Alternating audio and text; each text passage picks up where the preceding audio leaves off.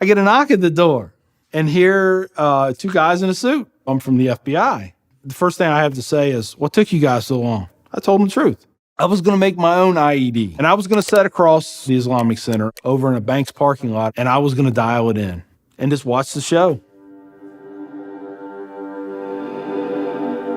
Growing up, I saw a movie, and it was Rambo. Rambo was tough, respected. He had intestinal fortitude.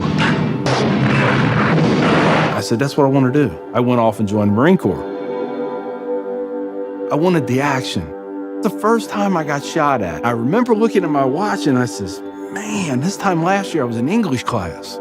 I fought several times in the Middle East, Desert Shield, Desert Storm, South America, Philippines, Somalia. I think the worst things that I have seen is dead children. I had to suck it up. I had to be there for my guys. Each one of those teardrops stands for a confirmed kill. I stopped adding after 26. Where I was taught, Marine Corps, just own it and then let it go.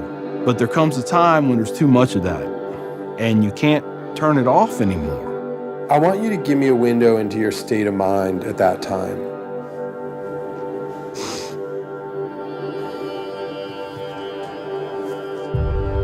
One time, my wife and I went to a DSW, and I saw in the distance these two women in black burqas in my store. I cried as I prayed for enough strength to go over there and break both their necks. I was just angry. I was just full of hate, and it just fed off itself. At that point, I was drinking a half-gallon of vodka every 2 days. I had devised a plan, create my own IED, homemade bomb, and I was going to set it off right outside the Muncie Islamic Center. 200 plus killed or injured. That was the plan. I saw an opportunity to do one last thing for my country. This was my rationale. I knew I would end up in a federal prison with a needle in my arm. I didn't care. My hatred of Islam, it was the only thing that was keeping me alive. So one day my daughter comes home, second grade maybe. She was telling me about this little boy who sat across from her. His mom came to get him. She said she had scarves on her and she had a dress all the way down to her feet and you couldn't see her on nothing but her eyeballs. At that point I snapped, started spewing things out of my mouth that should never be said in front of children or anything. She didn't say anything. It was the look on her face. I remember my daughter looking at me like I was absolutely the craziest person on the face of the earth. She was my little buddy. She used to say we were road dogs. I know I saw it in her eyes. I made her question that love.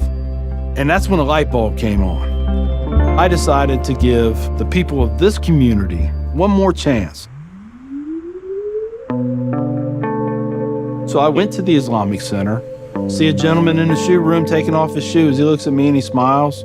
He said, "Can I help you?" And I said, "Yeah, I want you to teach me about Islam." So he went and he gave me a Quran. "Read this. Come back when you have questions." So I did.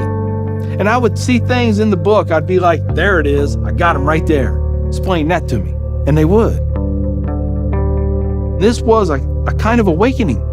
Long story short, 8 weeks after that first day I stepped into the Islamic Center, I became a Muslim.